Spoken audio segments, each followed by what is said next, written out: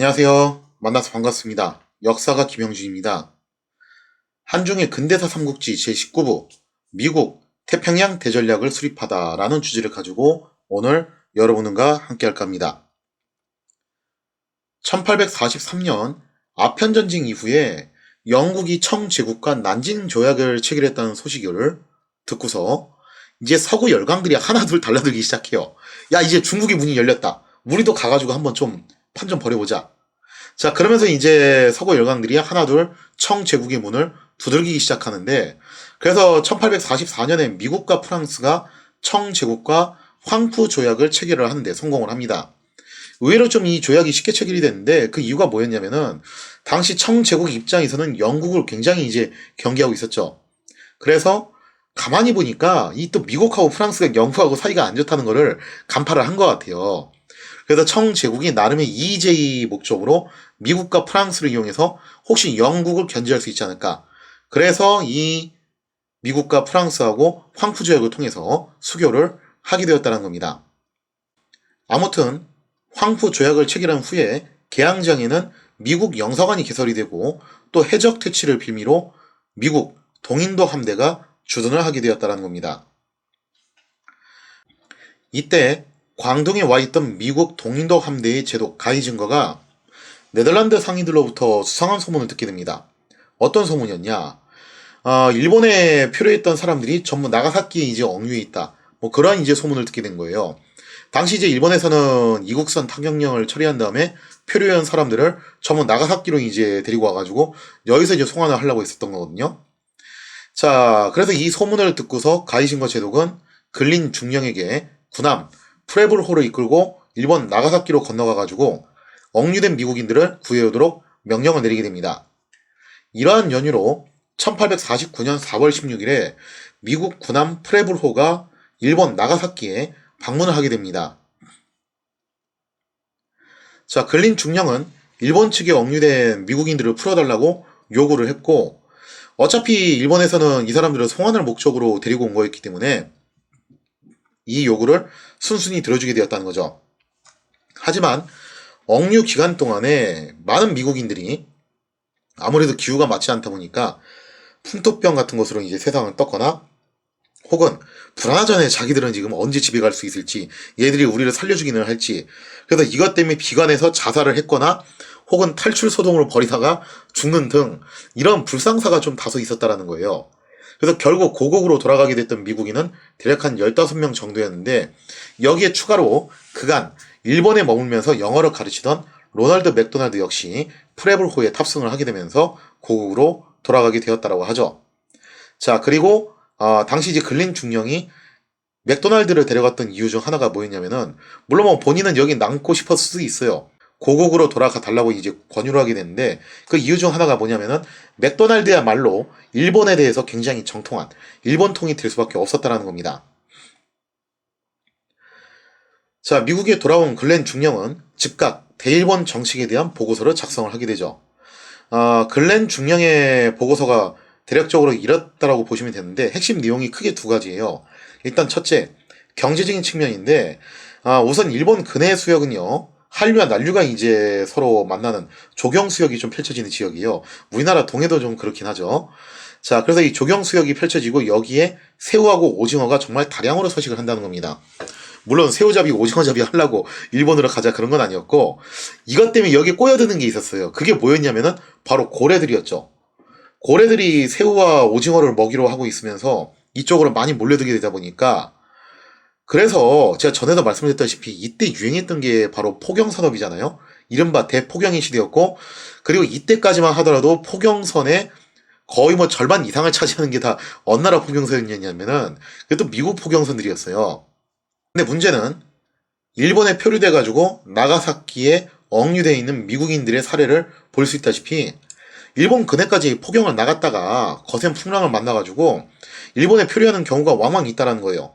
근데 일본에 표류했던 사람들이 다 곱게 돌아온 게 아니라 뭐 풍토병에 걸려서 죽거나 혹은 뭐 비관 자살하거나 탈출소동 일으키다가 죽거나 그런 일도 좀 있었어요. 그래서 그런 일을 대비해가지고 일본과 공식적인 수교를 함으로써 표류했던 미국인들을 안전하게 송환할 수 있는 길을 여는 것이 좋지 않겠냐. 그게 일단 첫 번째 핵심이었습니다. 그리고 두 번째 핵심은 좀 거시적인 전략 측면에서 제시를 하게 되는데, 여기서 좀 이제 부가적으로 하나 좀 제가 언급드릴 게 있습니다. 우리가 그런 의문을 많이 가져요. 일본은 왜 메이지 유신을 통해서 근대화에 성공을 했고, 하다못해 중국도 뭐 양무 운동이 이런 거 하면서 우리보다는 먼저 그래도 개혁 개방을 시도를 했었는데, 왜 조선은 유달리 오랫동안 쇄국을 하고서 가장 늦게 문을 열었다가 결국 일본의 식민지가 되었냐. 이 부분에 대해서 이제 많은 사람들이 괴로워하고 의혹을 갖고 있죠. 그런 의문점들이 있는 것도 사실인데, 근데 이런 거를 우리가 볼 때요, 절대 간과해서는 안 되는 부분이 있어요. 그게 뭐냐면은 바로 지정학적인 위치 문제입니다.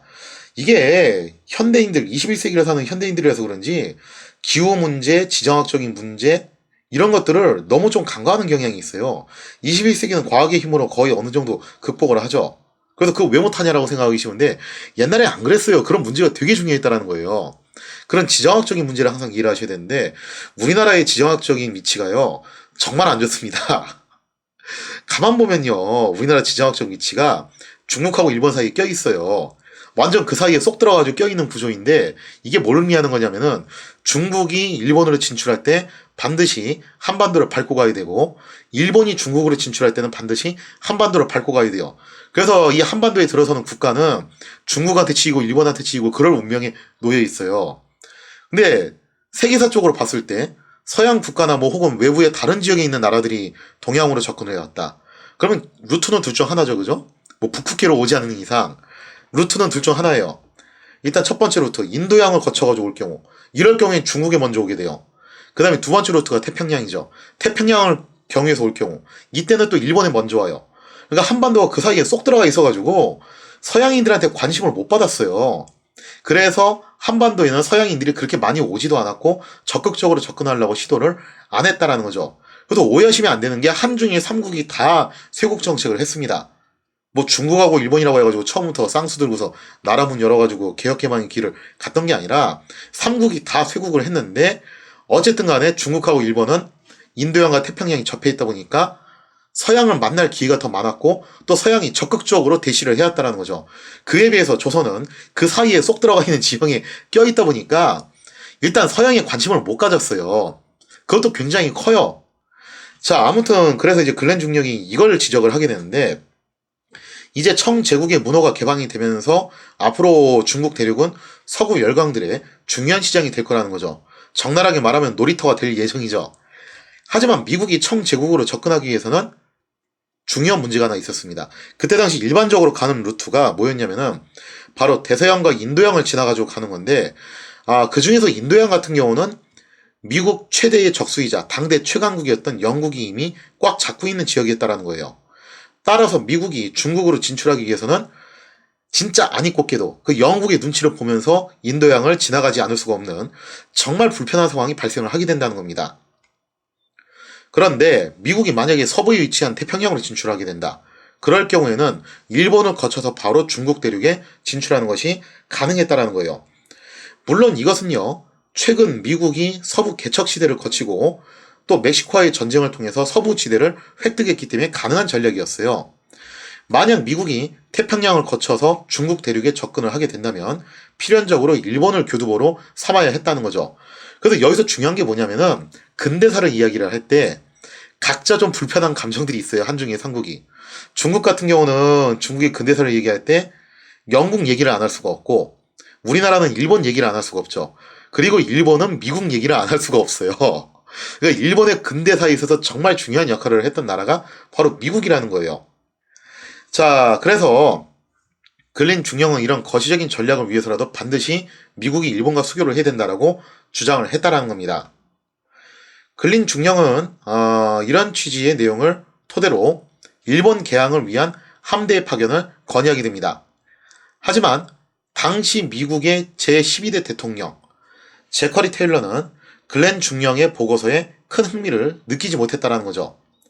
당시 미국이 서부를 이제 막 장악한 상태예요. 그렇기 때문에 아직 서부 쪽에는 철도는 고사하고 제대로 된 지도도 없는 그런 완전 오지 지역이었다는 거죠. 자, 그래서 서부 지역에는 여전히 인디언들이 살고 있었고 그들을 밀어내는 작업이 우선돼야 된다. 그렇지 않고서는 태평양으로 나가는 것은 현실적으로 어렵다라고 본 겁니다.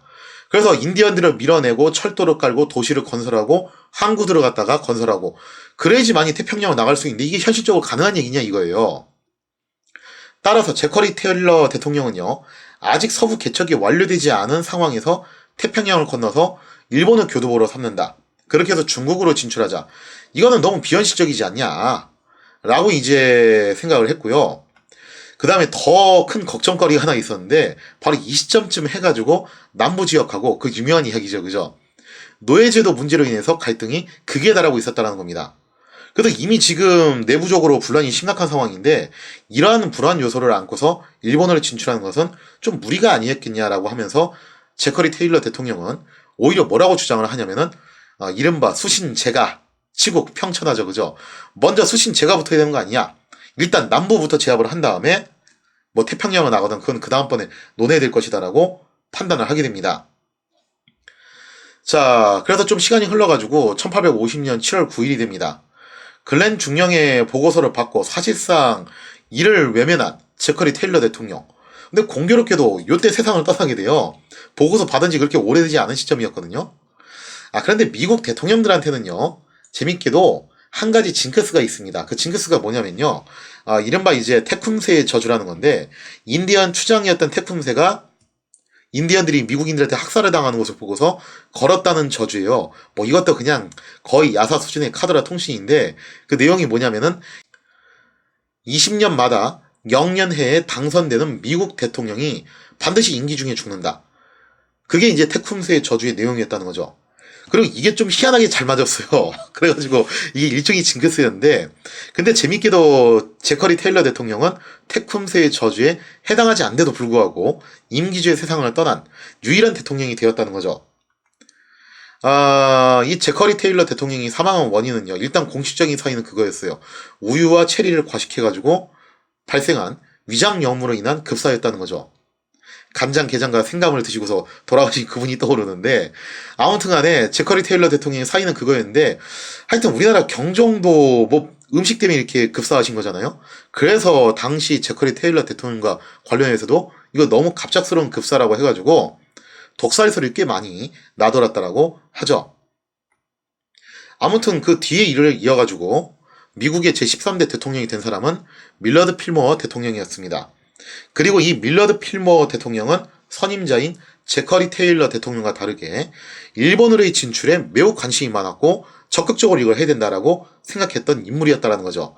이렇게 되면서 일본의 운명이 미국에 의해서 결정이 나는 순간이 되었다라고 볼 수가 있겠죠.